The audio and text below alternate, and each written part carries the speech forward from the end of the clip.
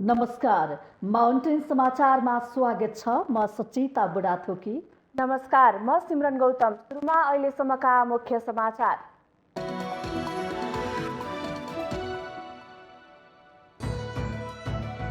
उदाउँदै गरेको सूर्यलाई अर्घ्य दिएसँगै 4 दिने छठ पर्व सम्पन्न। 2 दिनसम्म निराहार व्रत बसेका व्रतालुहरू मिठा मिठा परिकार भोजन गर्दै पारिवारिक जमघट गर्ने। राष्ट्रिय जनगणना आजदेखि सुरु हुँदै राष्ट्रपति विद्यादेवी भण्डारीबाट गणनाको सुरुवात गरिने। ओलम्पियाडहरूमा गणना गर्न कूटनीति पहल भइरहेको तथ्याङ्क विभागको भनाई। कम्तीमा 100 रुपैयाँ पार्टीको बैंक खातामा जम्मा गर्न सदस्यहरूसँग नेकपा एमालेको आग्रह। महाधिवेशन सम्बन्धी सम्पूर्ण कार्ययोजना परिमार्जन सहित पारित। 77वटा जिल्लाको क्रियाशील सदस्यता विवाद मिलाएको काङ्ग्रेसको दावी। केन्द्रीय कार्यालयमा झण्डै 4 महिनादेखि रौतहटका काङ्ग्रेस नेता कार्यकर्ताको अनसन भने अझै जारी। पेट्रोलियम पदार्थको मूल्य पुनः बढ्यो। पेट्रोल, डिजेल र मट्टीतेलको मूल्य प्रति लिटर 3 रुपैयाँ वृद्धि हुँदा खाना पकाउने एलपी ग्यासको मूल्य भने प्रति सिलिन्डर 75 रुपैयाँले बढ्यो। म्यानमारमा सैनिक शासन लागू भएपछि मानवीय सङ्कट चुलियो। म्यानमारमा 30 लाख नागरिकलाई जीवन जोगाउने सहयोगको आवश्यकता रहेको भन्दै राष्ट्रसङ्घको चिन्ता। र न्युजिल्यान्ड आइसिसी T20 विश्वकप क्रिकेटको फाइनलमा प्रवेश। न्युजिल्यान्डसँग इङ्ल्यान्ड 5 विकेटले पराजय।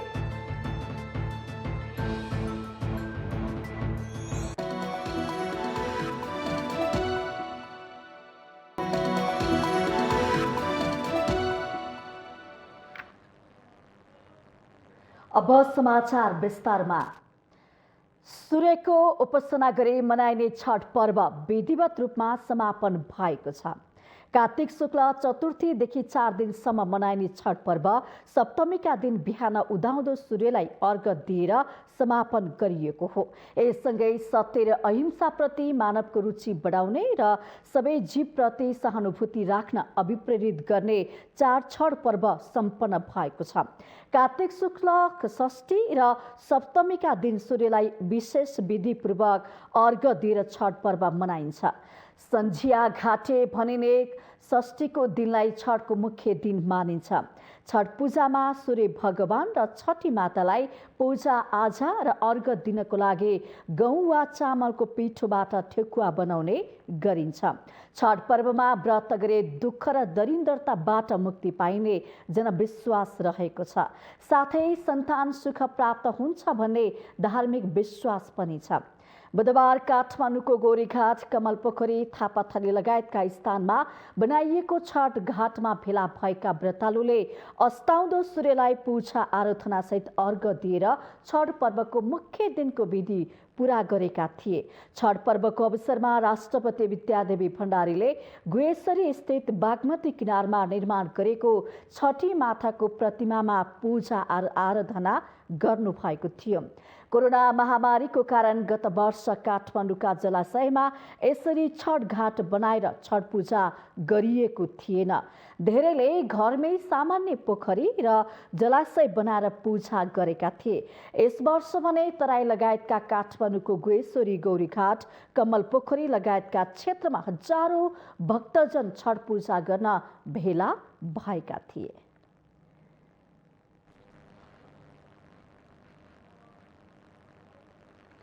आजदेखि सुरु हुने 12औं राष्ट्रिय जनगणनाको सम्पूर्ण तयारी पूरा भएको केन्द्रीय तथ्याङ्क विभागले जनाएको छ। जनगणनाको सम्पूर्ण तयारी पूरा भएको बुधबार पत्रकार सम्मेलन गरी केन्द्रीय तथ्याङ्क विभागले जानकारी गराएको हो। विभागका महानिर्देशक निबिनलाल श्रेष्ठले जनगणनाको लागि आवश्यक सम्पूर्ण तयारीको काम सम्पन्न भइसकेको भन्दै कार्तिक 25 गतेदेखि मङ्सिर 9 गतेसम्म 15 दिनको अवधि हुने बताउनुभयो। जनगणना सञ्चालन गर्नका लागि देशभरमा 7 प्रदेश जनगणना कार्यालय, 87 जिल्ला जनगणना कार्यालय र 349 स्थानीय जनगणना कार्यालय स्थापना गरिएको उहाँले जानकारी दिनुभयो।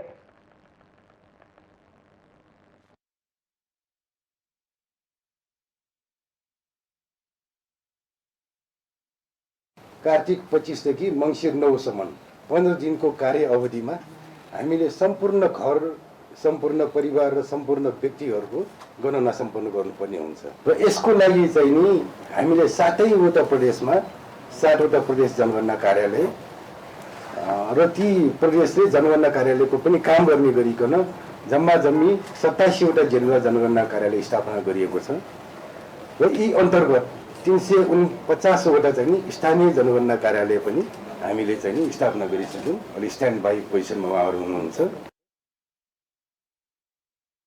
निर्देशक श्रेष्ठले नेपालको नक्सामा समेटिएको भूगोल लिपुलेख, लिम्पियाधुरा र कालापानीमा भारत सरकारले सहज रूपमा आवत जावत गर्न दिएमा भौतिक रूपमा उपस्थित भएर जनगणना गरिने र त्यसरी आवत जावत गर्न नदिएमा अन्य स्रोतहरूको प्रयोग गरेर जनगणना गरी सो क्षेत्रको अनुमानित विवरण प्रकाशन गरिने बताउनुभयो।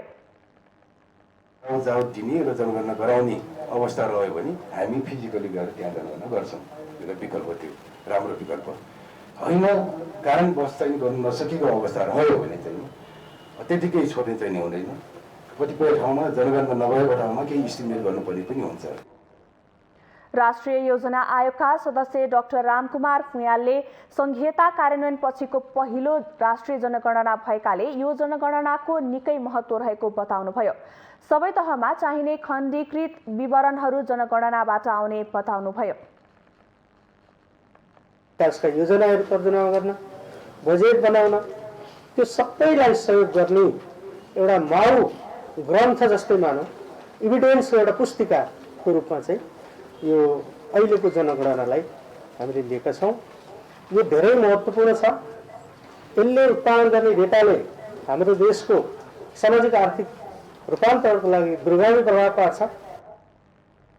काठमाडौँ महानगरपालिका सहित काठमाडौँका 6वटा नगरपालिकामा डिजिटल पद्धतिमा आधारित क्यापी विधि प्रयोग गरी ट्याब्लेटबाट विवरण सङ्कलन गरिने तथ्याङ्क विभागले जनाएको छ।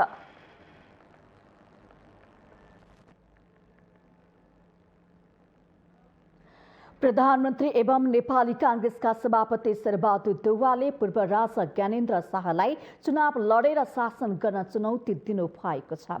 गणेशमान स्मृति शान्ति प्रतिष्ठानले बुधबार शान्ति बाटिकामा आयोजना गरेको कार्यक्रममा बोल्दै प्रधानमन्त्री देउवाले शासन गर्नको लागि चुनाव लडेर आउनुपर्ने बताउँदै प्रजातन्त्र विरुद्ध नलाग्न चेतावनी दिनु भएको हो। उहाँले पूर्व राजा शाहलाई प्रजातन्त्र बाहेक सबै कुरा सुम्पिने बताउँदा आफूलाई जेलमा हालेको स्मरण गर्दै शासन व्यवस्था विरुद्ध नलाग्न चेतावनी दिनु भएको हो। चुनाव कसैले पनि धाँधली गर्न नसकोस्, बदमासी गर्न नसकोस्, त्यसैले चाहिँ नि अत्यन्तै निर्वाचन आयोग छ, चुनाव आयोग छ, त्यो चाहिँ अत्यन्तै स्वतन्त्र, कुनै पार्टीले मनोज गर्ने पार्टीको मूल भेदभाव त्यो स्वतन्त्र रहने संस्था हो। त्यसलाई कसैको चाहिँ चल्दैन। धेरै ठाउँमा निर्वाचन आयोगले कसैको कुरा मान्दैन। कोही देशका राष्ट्रपति कुरा मान्दैन, प्रधानमन्त्री कुरा मान्दैन, राजा कुरा मान्दैन। प्रधानमन्त्री देउवाले प्रजातन्त्रमा सबैभन्दा ठूलो शक्ति भनेकै जनता भएको स्मरण गराउँदै ओडा तहदेखि नै निष्पक्ष र धाँधली रहित निर्वाचन हुनुपर्नेमा जोड दिनुभयो। प्रजातन्त्र कसरी जनताप्रति लक्षित बनाउने भनेर छलफल गर्न आवश्यक रहेको बताउँदै उहाँले संविधानका केही कुरामा आफ्नो पनि असहमति रहेको भन्दै त्यसलाई सुधार गर्दै लैजाने बताउनुभयो। प्रजाको खिलाफ भएको हुन्छ, प्रजाको लड्नु हुन्छ नि, कसले रोकेको छ प्रजाको खिलाफ? त्यस कारण चाहिँ प्रजाको विकल्प प्रजा नै हो, अरू केही हुन सक्दैन। यो अहिले सबैभन्दा राम्रो संविधान छ, समावेशी समानुपातिक सहयोग संविधान छ। सबैलाई हटाएको सबैको अधिकार छ, सबैलाई छ, प्रान्त छ, गाउँ सबैको अधिकार छ। केही समस्याहरू आउनु सक्छ आएको त हामीले प्रजातान्त्रिक तरिकाबाटै मिलाउनुपर्छ, समाधान गर्नुपर्छ। प्रधानमन्त्री देउवाले पेट्रोलियम पदार्थबाट चल्ने सवारी साधनका कारण नेपालमा मनसुनजन्य विपद आएको दावी गर्दै विश्व नै पेट्रोलियम पदार्थ विस्थापित गरेर विद्युतीय सवारी साधनको प्रयोग गर्ने रणनीतिमा अघि बढिरहेको भन्दै नेपालले पनि त्यही बाटो हिँड्नुपर्नेमा जोड दिनुभयो। प्रधानमन्त्री देउवाले जलवायु परिवर्तनको कारण हिमालमा हिउँ पर्न छोडेको भन्दै अब वातावरण सफा बनाउनेतर्फ जागरुक हुनुपर्ने आवश्यकता पनि औलाउनुभयो।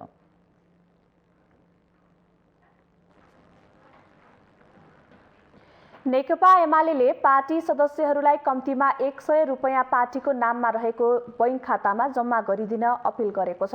ललितपुरको च्यासलस्थित तुलसीलाल स्मृति प्रतिष्ठानमा बुधबार बसेको 10औं महाधिवेशन मूल व्यवस्थापन कमिटी बैठकले पार्टी महाधिवेशनका लागि सबै सदस्यहरूलाई कम्तीमा 100 रुपैयाँ पार्टीको खातामा जम्मा गरिदिन अपिल गरेको हो। एमाले यसअघि नै पार्टीको महाधिवेशनमा चन्दा नउठाउने निर्णय गरिसकेको छ। प्रचार विभाग प्रमुख योगेश भट्टराईका अनुसार एमालेसँग हाल 7,30,000 पार्टी सदस्य छन्। उनीहरूबाट कम्तीमा 100 रुपैयाँ उठाउँदा 7 करोड 30 लाख रुपैयाँ उठ्छ। त्यसले पार्टीको महाधिवेशनको खर्च पुर्याउन सकिने एमाले जनाएको छ। प्रत्येक पार्टी सदस्यबाट रु 100 कम्तीमा पनि रु 100 महाधिवेशनको निम्ति खोलिएको खातामा अनलाइन सिस्टमबाट जम्मा गर्ने त्यो हामीले अपिल गरेका छौँ प्रत्येक पार्टी सदस्यबाट। आजको दिनमा हाम्रो पार्टी सदस्यहरू 7,30,000 जति पार्टी सदस्य हुनुहुन्छ। हामी 7 करोड 30 लाख रुपैयाँ एउटा अनलाइन सिस्टमबाट पार्टी सदस्यबाट कम्तीमा 100 रुपैयाँ हाम्रो पार्टी सदस्यले यसमा डोनेट गर्नुहुन्छ। कम्तीमा 100, बढी गर्ने पार्टी सदस्यहरूलाई पनि त्यो छुट छ, त्यो बढी नै पनि उठ्न सक्छ। बैठकले पार्टी महाधिवेशन सम्बन्धी सम्पूर्ण कार्ययोजना परिमार्जन सहित पारित गरेको छ, जस अनुसार मङ्सिर 10 गते महाधिवेशन उद्घाटन अपराह्न 12 बजे चितवनको नारायणगढ स्थित नारायणी नदी किनारमा रहेको विशाल मैदानमा अध्यक्ष केपी शर्मा ओलीले गर्नुहुनेछ। प्रचार विभाग प्रमुख भट्टराईले उद्घाटन समारोहमा कम्तीमा 5 लाख सहभागी हुने र त्यसका लागि चितवन र त्यस आसपासका जिल्लाहरूबाट जनपरिचालन गर्ने निर्णय पनि बताउनुभयो। बैठकले कार्तिक 30 गतेभित्र महाधिवेशन प्रतिनिधिहरूको सम्पूर्ण विवरण पार्टी केन्द्रीय कार्यालयमा बुझाउन पनि सम्बन्धित कमिटीहरूलाई निर्देशन दिएको छ।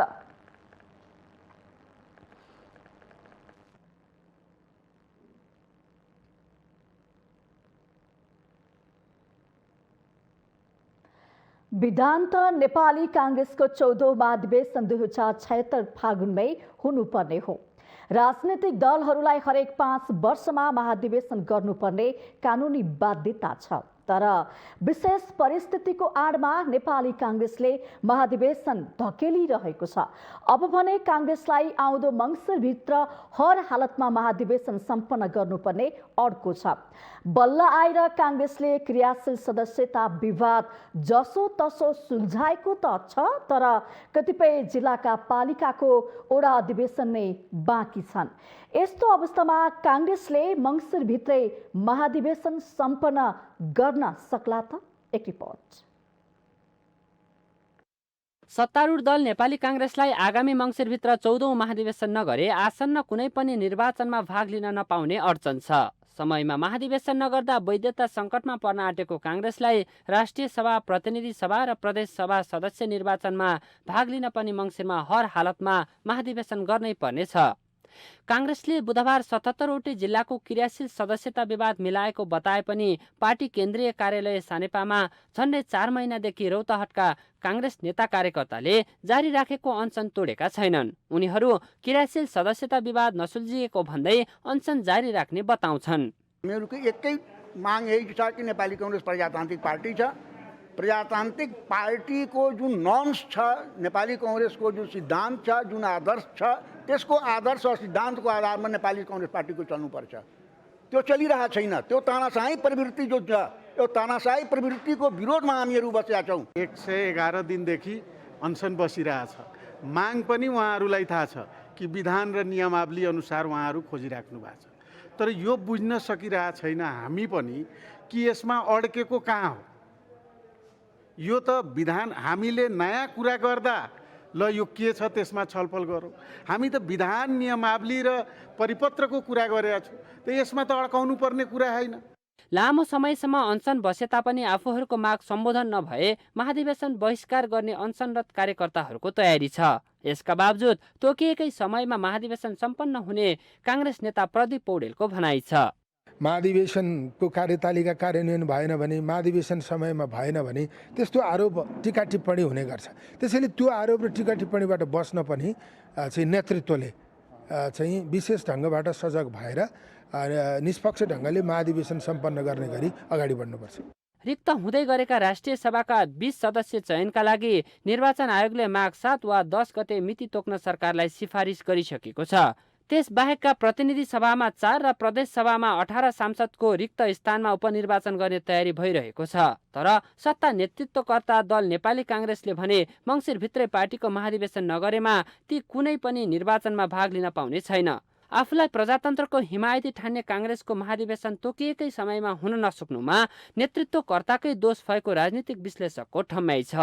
पछाडि आएर यो चाहिँ के भयो भनेदेखि नेतृत्व वर्गले उपयुक्त किसिमले यो चाहिँ क्रियाशील सदस्यहरू वितरण गर्न नसकेको, क्रियाशील सदस्यहरू गर्दाखेरि पारदर्शिता गर्न नसकेको, त्यसपछि पार्टी राप्रपाको केही नेताहरूलाई चाहिँ काङ्ग्रेसमा भित्र्याउँदाखेरि सुनिल थापा लगायतका नेताहरूलाई पार्टीमा भित्र्याउँदाखेरि त्यो ससम्मान किसिमले भित्र्याउनु पर्नेमा शर्तसहित भित्र्याउँदा पनि यो विभिन्न विवादहरू आए। यो विवादले निम्त्याउनुमा मेन त नेतृत्व वर्गले नै सोच्नुपर्छ। काङ्ग्रेसले मङ्सिर 24 गतेदेखि 27 गतेसम्म 14औं महाधिवेशन गर्ने गरी संशोधित कार्यतालिका सार्वजनिक गरिसकेको छ। 5 पटक कार्यतालिका सारिसकेको काङ्ग्रेसले पछिल्लो पटक तय गरेको महाधिवेशनको नयाँ मिति पनि पार्टीको वैधता नगुम्ने कुनै कानुनी छिद्र खोजेर सार्ने हो कि भन्ने आशंका गर्ने ठाउँ अझै देखिन्छ। माउन्टेन टेलिभिजन एचडीका लागि बटुक राजगिरीको रिपोर्ट। नेपाली काङ्ग्रेसका नेता कृष्णप्रसाद सिटौलाले 14औं महाधिवेशनको कार्यतालिका एक दिन पनि परिवर्तन हुन नसक्ने स्पष्ट गर्नुभएको छ। बुधबार काठमाडौँको शान्ति बाटिकामा आयोजित एक कार्यक्रममा नेता सिटौलाले अब तोकिएको कार्यतालिका एक दिन पनि परिवर्तन हुन नसक्ने स्पष्ट गर्नुभएको हो। उहाँले समय अत्यन्तै छोटो भएकाले महाधिवेशन सफलतापूर्वक सम्पन्न गराउन मिलेर अघि बढ्न पनि पार्टीका नेता कार्यकर्तालाई आह्वान गर्नुभयो। उहाँले पार्टी नेतृत्वको लागि स्वच्छ प्रतिस्पर्धा गर्न र पार्टीलाई सम्पूर्ण रूपमा एकताबद्ध बनाएर देशप्रति समर्पित भएर अघि बढ्न पार्टीका नेता कार्यकर्तालाई सफलता मिलोस् भनी कामना समेत गर्नुभयो।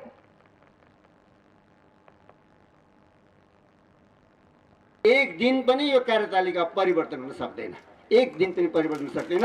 यसलाई हामीले सफल बनाउनु छ, सबैले मिलेर प्रतिस्पर्धा गर्नु छ, स्वच्छ प्रतिस्पर्धा गर्नु छ, आन्तरिक लोकतन्त्रको अभ्यास दिल खोलेर गर्नु छ र प्रतिस्पर्धापछि पार्टीभित्र सम्पूर्ण एकता निर्माण गरेर पनि देशप्रति समर्पित पार्टीको रूपमा नेपाली काङ्ग्रेसलाई उतार्नुहुन्छ।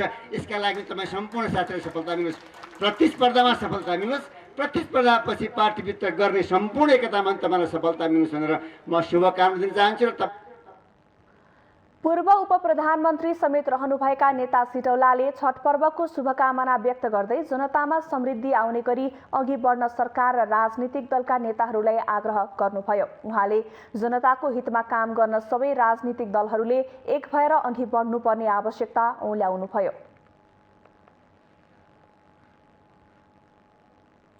माउन्टेन समाचारमा पालो भएको छ विश्रामको।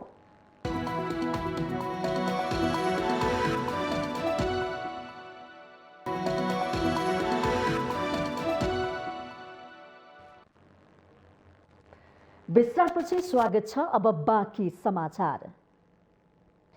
नेपाल आयल निगमले पेट्रोलियम पदार्थको मूल्य बढाएको छ। निगम सञ्चालक समितिले बुधबार रातिदेखि लागू हुने गरी पेट्रोल, डिजेल र मट्टीतेलको मूल्य प्रति लिटर 3 रुपियाँले बढाएको हो। अब पेट्रोलको मूल्य लिटरको 136 रुपियाँ पुगेको छ भने डिजेल र मट्टीतेलको मूल्य प्रति लिटर 119 रुपियाँ पर्नेछ। हवाई इन्धनको पनि मूल्य प्रति लिटर 5 रुपियाँले बढेको छ। अब आन्तरिक हवाई इन्धनको मूल्य प्रति लिटर 101 र अन्तर्राष्ट्रिय हवाई इन्धनको मूल्य प्रति किलो लिटर 895 अमेरिकी डलर पुगेको छ। यस्तै खाना पकाउने एलपी ग्यासको मूल्य पनि प्रति सिलिन्डर 75 रुपियाँ बढेको छ। यससँगै एक सिलिन्डरको लागि अब उपभोक्ताले 1575 रुपियाँ तिर्नुपर्ने भएको छ।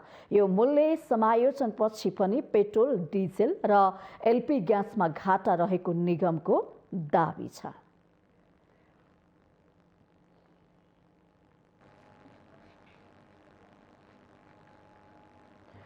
सरकार सञ्चालनमा सहयोग गर्न भन्दै गत सोमबार गठबन्धनमा आबद्ध दलहरू सम्मिलित 11 सदस्यीय राजनीतिक समन्वय समिति गठन भएको छ। नेपाली काङ्ग्रेस तथा नेकपा माओवादी केन्द्रका असन्तुष्ट पक्ष लगायत गठबन्धनका नेताहरू समावेश गरी समिति बनाइएको छ। असंवैधानिक संयन्त्रका माध्यमद्वारा सरकारमाथि नियन्त्रण गर्न खोजिएको भन्दै सरकारको यस कदमको विरोध भइरहेको छ।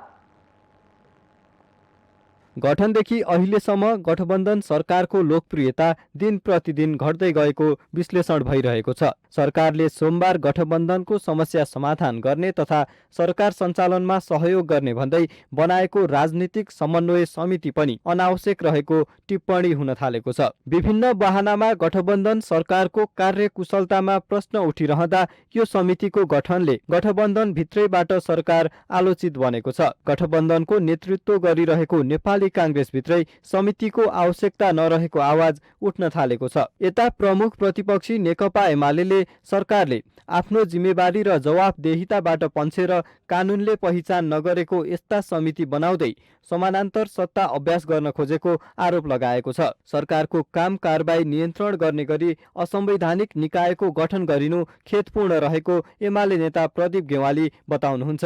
हामी कुनै पनि संविधान या कानुनले नचिन्ने संयन्त्रहरू मार्फत सरकारमाथि नियन्त्रण गर्ने यस्ता कुरालाई गलत ठान्छौँ।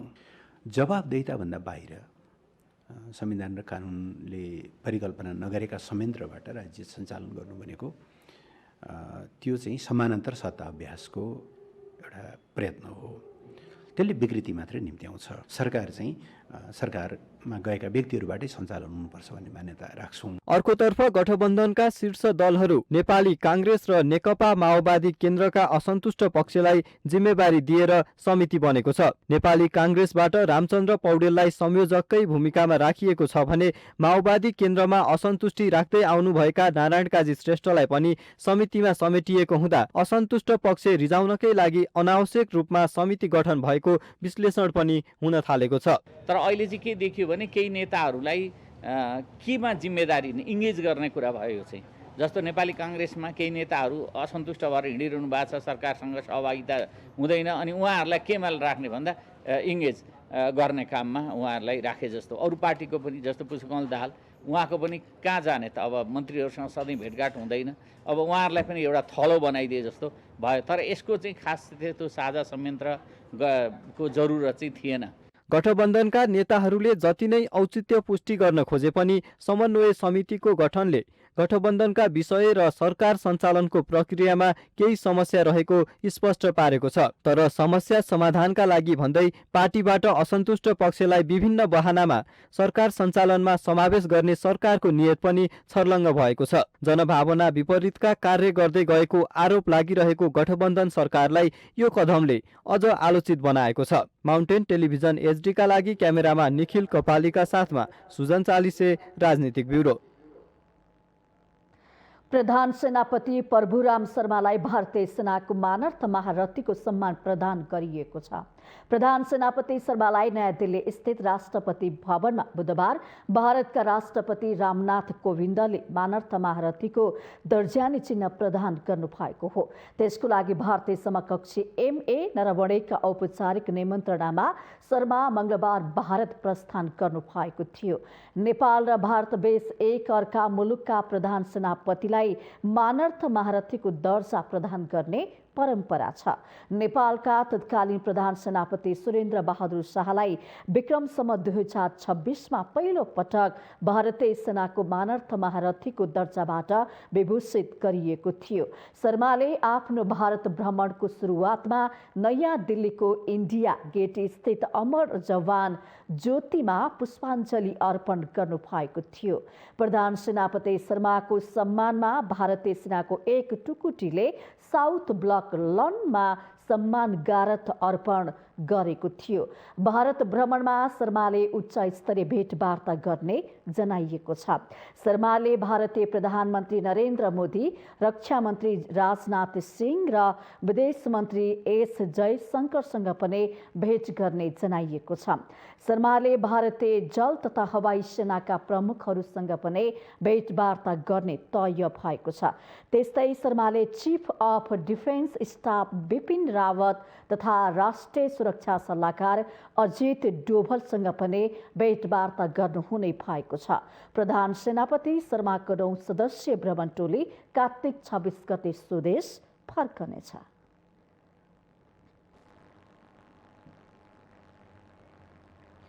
सिन्धुली सदरमुकाममा आयोजित एक कार्यक्रममा एमाले महासचिव ईश्वर पोखरेललाई प्रमुख अतिथि बनाएको विषयमा विवाद हुँदा प्रशासनले निषेधाज्ञा जारी गरेको छ। एमाले कार्यकर्ता र सत्तारूढ गठबन्धनका कार्यकर्ता बीच झडप हुने स्थिति देखिएपछि निषेधाज्ञा जारी गरिएको जिल्ला प्रहरी प्रमुख गोविन्द थपलियाले जानकारी दिनुभयो। सदरमुकाम सिन्धुलीगढी स्थित खेल मैदान नजिकै बाल उद्यान पार्कको उद्घाटन गर्ने र त्यहाँ बीपी कोइराला र पुष्पलाल श्रेष्ठको अर्धकदको शालिग अनावरण गर्ने कार्यक्रममा कमलामाई नगरपालिकाले प्रमुख अतिथिको रूपमा पोखरेललाई बोलाएको थियो। तर नेपाली कांग्रेस, नेकपा माओवादी केन्द्र, नेकपा एकीकृत समाजवादी, जनता समाजवादी दल आबद्ध गठबन्धनका नेता कार्यकर्ताले एमाले महासचिव पोखरेललाई प्रमुख अतिथि बनाएको भन्दै विरोध जनाएपछि झडपको स्थिति आएको बताइएको छ। गठबन्धन दलका कार्यकर्ताहरूले लोकतान्त्रिक चोकमा रहेको बाल उद्यान पार्कलाई घेरेका थिए भने एमालेका कार्यकर्ताहरू पनि ठूलो संख्यामा फेला भएका थिए। अप्रिय घटना हुन नदिन त्यहाँ सुरक्षाकर्मीको तैनाथी बढाइएको थियो। प्रमुख जिल्ला अधिकारी रमेश न्युपानेको कार्यकक्षमा बसेको सर्वदलीय बैठकमा पनि सहमति नजुटेपछि जिल्ला प्रशासन कार्यालयले बुधबार बिहान 11 बजेदेखि राति 12 बजेसम्म निषेधाज्ञा जारी गरेको हो। माउन्टेन समाचारमा पालो भएको छ विश्रामको।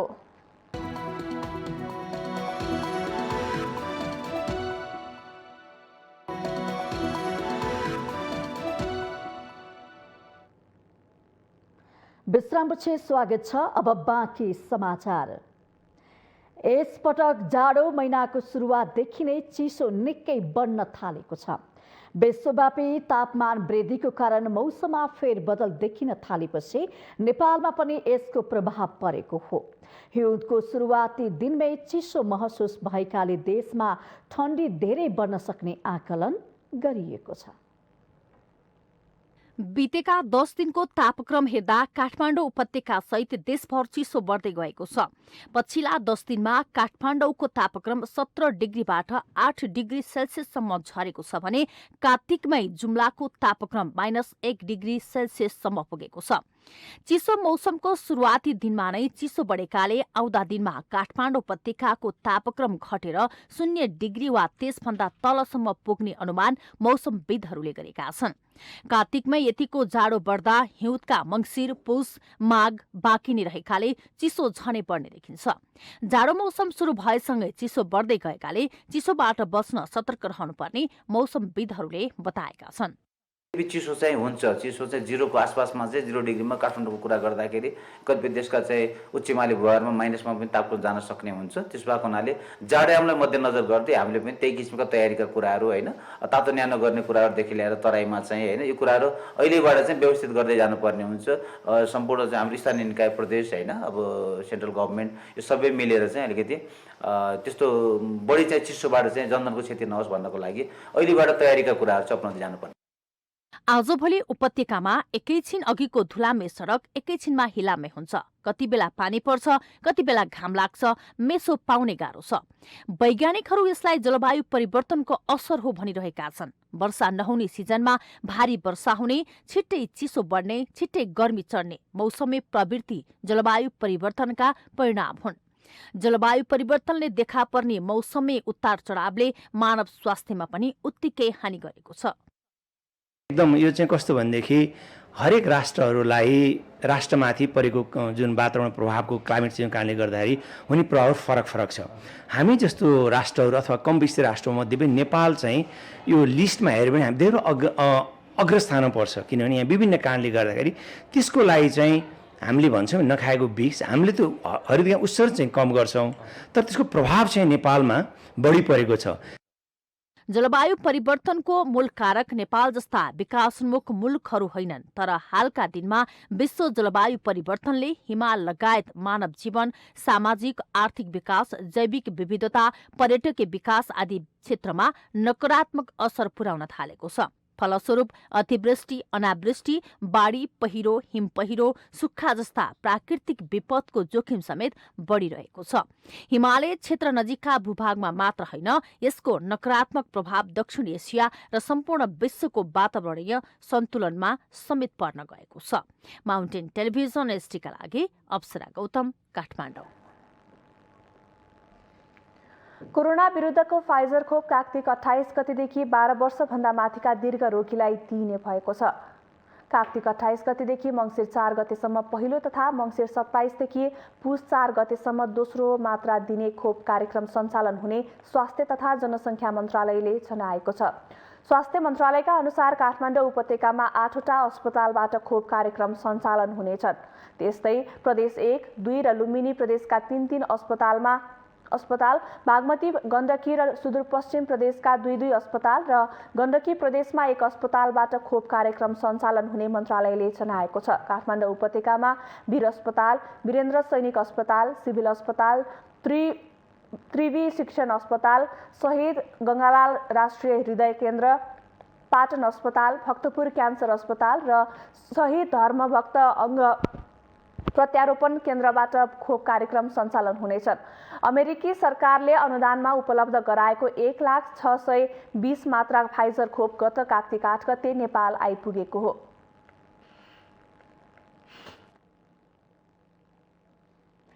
कञ्चनपुरको भीमदत्त नगरपालिका 12 स्थित ओदालीमा निर्माणाधीन 4 लेन पक्की पुलको डिजाइन परिवर्तन हुने भएको छ।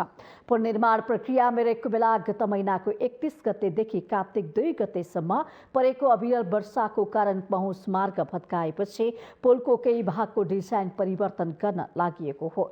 पुरानो डिजाइनमा पुलको नदी किनारको भेगदेखि पुल किनारा भेगसँग ढुङ्गाको माद लगाउने भने पनि स्थानीयले ढुङ्गा व्यवस्थापनमा विरोध गरेको कारण ढुङ्गाको सट्टा आरसीसीको प्रयोग गर्ने गरी डिजाइन परिवर्तन गरिन लागि महाकाली पुल आयोजना कञ्चनपुरका सब इन्जिनियर दुर्गा दत्त अवस्थीले बताउनु भयो। 1,81,000 घनमिटर जुन चाहिँ हामीले 257 किलोको जुन ढुङ्गाहरू हामीलाई चाहिएको थियो, त्यो ढुङ्गाको अभावले गर्दा चाहिँ हाम्रो चाहिँ यो महाकाली पुल आयोजनाको जुन गाइड बन्छ त्यो चाहिँ रिडिजाइन प्रोसेसमा गएको छ। अनि त्यसपछि यो डिजाइन आएपछि मात्रै अब यो हाम्रो चाहिँ महाकाली पुल आयोजनाको चाहिँ अब हाम्रो काम चाहिँ गाइड बनको काम र अरू थप काम चाहिँ अगाडि बढ्छ।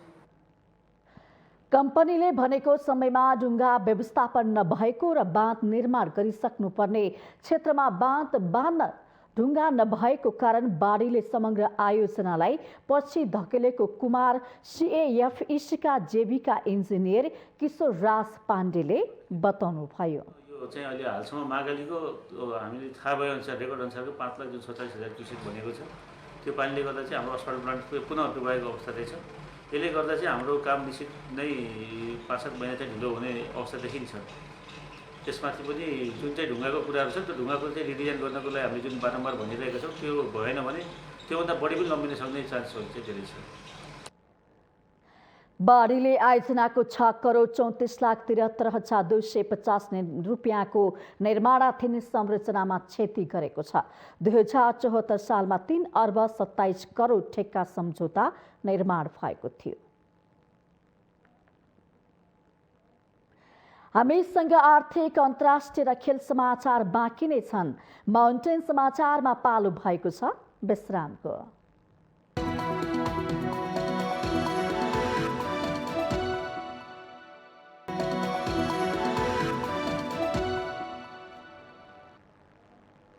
विश्रामपछि स्वागत छ। अब पालो आर्थिक समाचारको।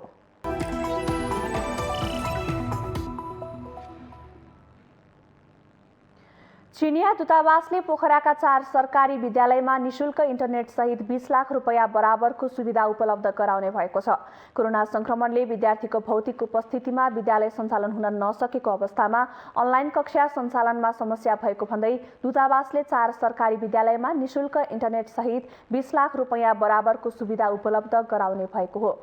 4 विद्यालयमा निशुल्क इन्टरनेट जडान गर्ने सम्बन्धमा मंगलबार चिनिया राजदूत हौ यान्चीको भर्चुअल उपस्थितिमा सम्झौता भएको छ। देखिएता दुई मुलुकका जनताहरूले एक आपसमा रेखदेख गरेर अप्ठ्यारो विजय गरेका छन्। सुरुमा चीनको महामारी गम्भीर थियो, त्यति बेला नेपाली साथीहरूले चीनलाई धेरै सहयोग पनि गरेको छ। हामी त्यसलाई आभारी छौँ। गण्डकी प्रदेशका शिक्षा मन्त्री मेखलाल श्रेष्ठले पोखरालाई शिक्षाको हब बनाउन प्रदेश सरकारले योजना अगाडि बढाइरहेको भन्दै यसका लागि चीन सरकारको सहयोग आवश्यक रहेको बताउनुभयो। गर्दै जानुभएको छ, त्यसको लागि सर्वप्रथम म गण्डकी प्रदेशको सरकारको तर्फबाट धन्यवाद दिन चाहन्छु। कला संस्कृति मेल खाने भएको हुनाले हामीले चाइनाको सरकारसँग अझै बढी नजिकबाट सम्बन्ध बनाउन चाहिरहेको कुरा तपाईँहरूलाई म भन्न चाहन्छु। सम्झौतामा नेपाल चीन जनमैत्री सङ्घ पोखराका अध्यक्ष विश्वशङ्कर पालिखे र 4वटै विद्यालयका प्रधानाध्यापकले हस्ताक्षर गरेका छन्।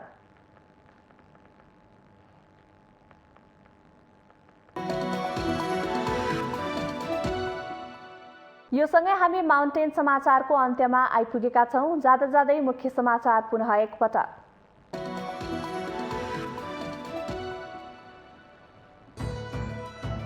उदाउँदै गरेको सूर्यलाई अर्घ्य दिएसँगै 4 दिने छठ पर्व सम्पन्न। 2 दिनसम्म निराहार व्रत बसेका व्रतालुहरू मिठा मिठा परिकार भोजन गर्दै पारिवारिक जमघट गर्ने।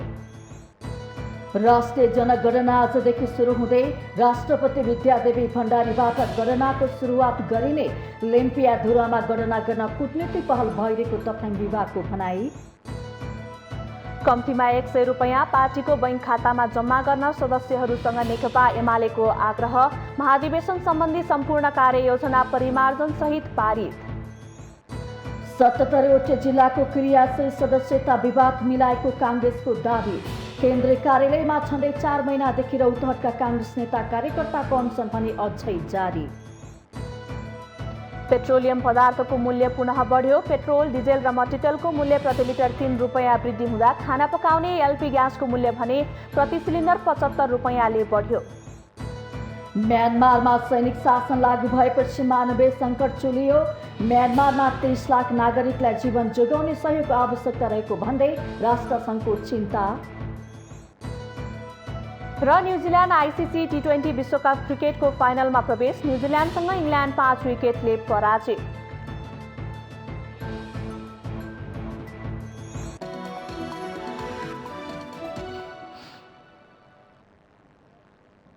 माउन्टेन समाचार अहिलेलाई सकियो। सत्य, तथ्य र निष्पक्ष समाचारको लागि हेर्दै रहनुहोला माउन्टेन टेलिभिजन HD। नमस्कार।